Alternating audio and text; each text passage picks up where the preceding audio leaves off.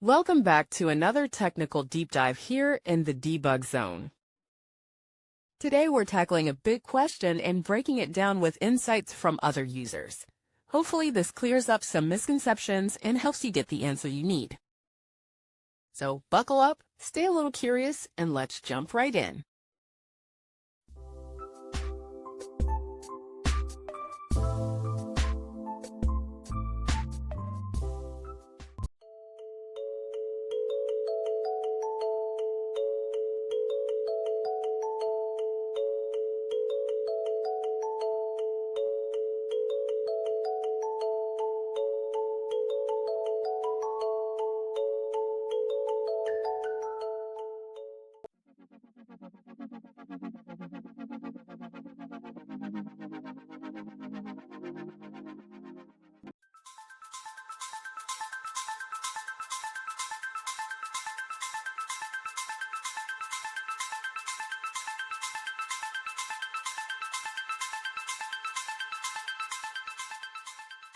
And that's a wrap.